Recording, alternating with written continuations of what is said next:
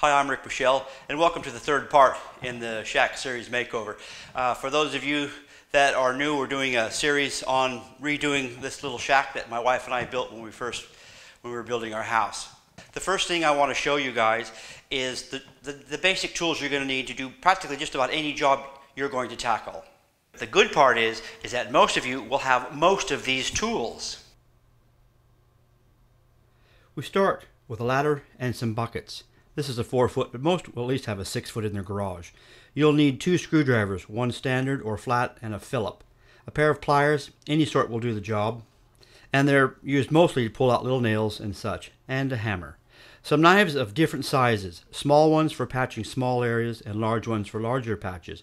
For patching, you want the most flexible knives that you can buy. Even some plastic ones are pretty good. You need a caulking gun for filling cracks, and some rags. Preferably anything made of cotton works the best.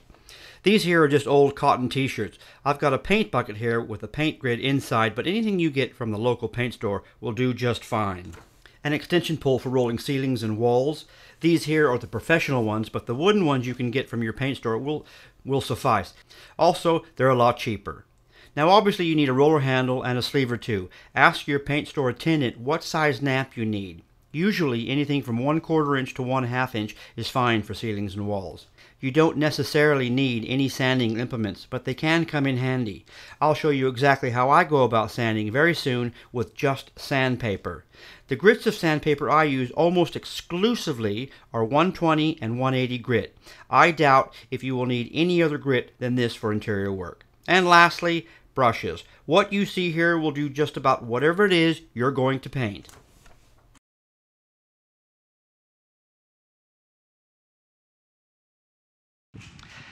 And one more final item for the basics that you need in tools, the wire brush.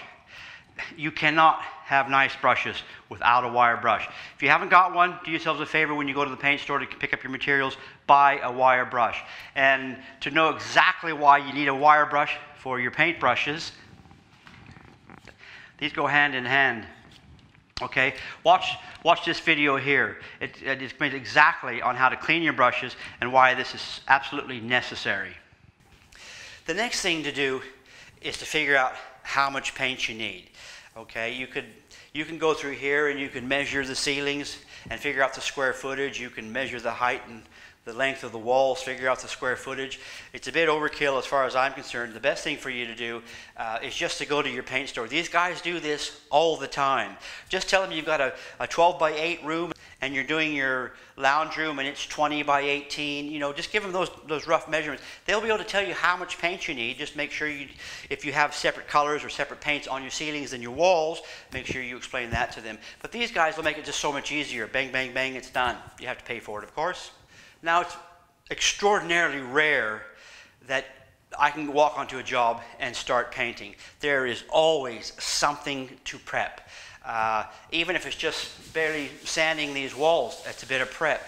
But I don't know if I've ever been on a job where I've just opened up a can of paint and started painting. I can't even remember a time like that. Okay, there's going to be something. A lot of times you'll want to take off the paintings or whatever you've got hanging on the wall. You want it someplace else, or you don't want it there at all, but you're left with that hole where the nail or a screw is in. So you have to have that to patch. I've got a lot of patching in this place, as I'll show you very shortly. Okay, so we've got our tools, we've got our paint, we've got everything out of the room, we've got the floors covered. We're ready to go to town. Where do we start? So the very first thing I'm going to do in here is I'm going to start patching. Okay, once I do, some of these patches are so bad, and you're going to see this as we go along, that it's a 3, maybe even 4-step process. You can't just throw some patch on there and that's it, let it dry and sand it. It's going to need more patch, and then probably even a 3rd coat of patch before we can actually sand and consider it finished and ready for painting. But while the reason I'm systemizing it this way is like I do the first bit of patch, okay, it has to dry. It has to set, it has to be dry. So I'll do that. I'll do other things. Like in my case, I'm going to stain the doors. Okay, so that's drying. It's only going to take me 30 minutes to get the first thing of patching done throughout this whole entire little project. Then I'm going to jump straight in to staining the raw timber. Okay, that's going to take me 3 or 4 hours. Well, 2 or 3 hours. Okay, but that's drying while I'm doing that. So let's get stuck into this. We're going to get straight into patching.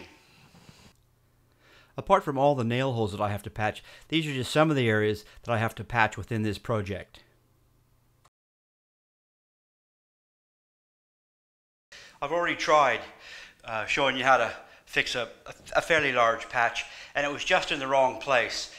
So what I've decided to do, take this beautiful wall here for you guys, I'm going to put a hole in my wall. So you've got a hole, and for whatever reason it's there. It could be a doorknob. Somebody put their fist through the wall. It's quite easy to do, especially if you don't hit a stud.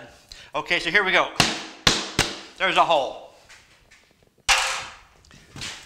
Now there's two steps. There's two steps to fixing the hole like this. One is preparing the hole, and step two, which is actually 3 parts, is actually patching it. But look, let's fix this up. And what I'm going to do is just pull all that off first. Is I'm going to square this hole up. I'm just going to use a stick to make it somewhat square. And look, you don't have to have exactly 90-degree angles. Just make it somewhat square.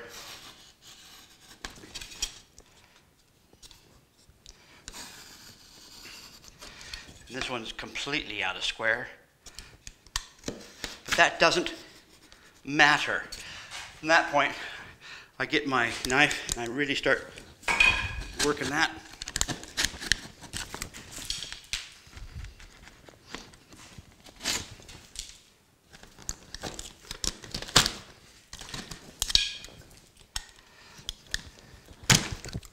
You don't have to be neat.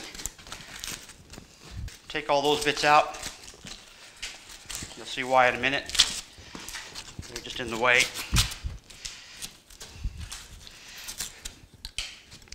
Also, before you cut your little piece of gyprock out, I go through and I just kind of, and here you can use anything.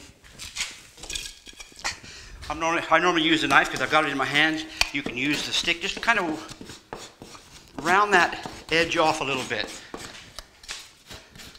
Okay? What you're doing is where that edge is, instead of popping up proud of the surface, you're knocking it back down. I've just cut out a little piece, and it's going to be a little bit smaller, and that's a good thing.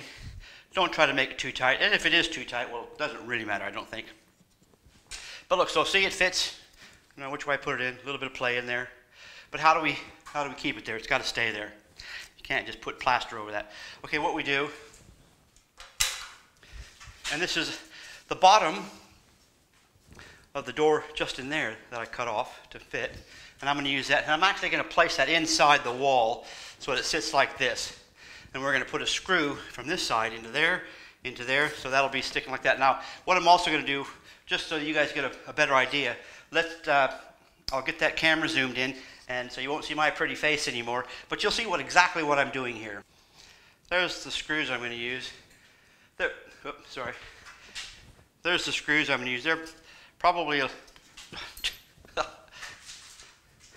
I've got 3 screws about that size. They're probably a little bit long, but it's just what I've had. But as long as you get through the gyprock and into the board to hold that there, any screw is going to work. Now normally, let's put that in first.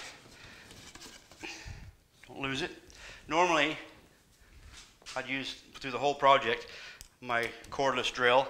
If you've got a cordless drill, great. It's a lot faster. Just start the screw, hang on to that, pull some pressure on that so the screw will bite when it gets into there. When you get there, slow down a little bit. Okay, now you got to put a little bit of pressure from both sides, and you want to sink the head of that screw to where it's just below the surface, for obvious reasons, of course. Okay, so just be nice and easy, because if you break it, a little bit more. Okay, just right. Now a lot of you won't have a cordless screwdriver, so just to show you, it can also be done by hand. Let's maybe start the screw there.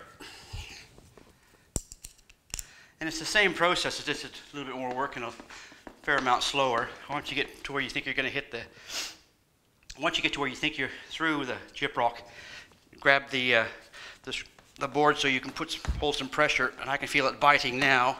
And as you can see, why you don't need a screw that long. Okay, like I said, just what I had.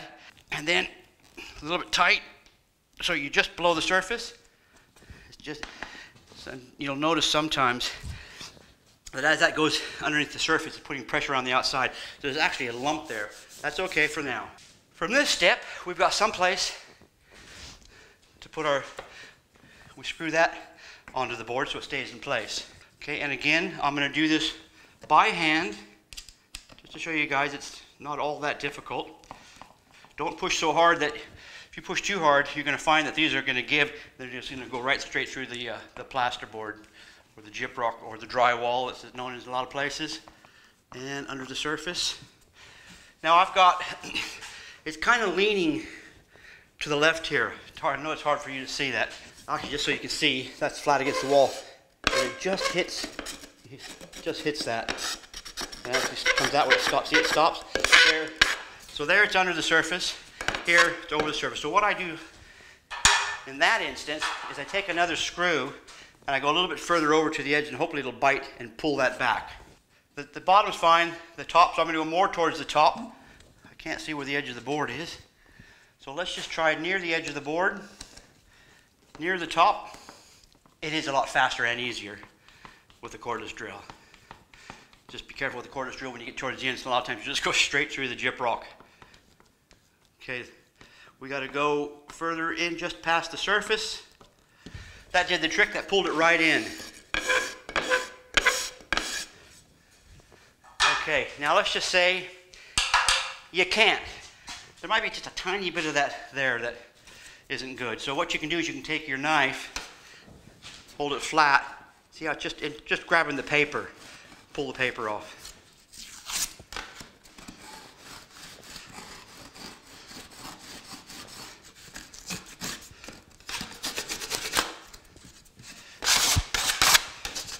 Okay, that's our first step. That is preparing the hole, getting ready for patch.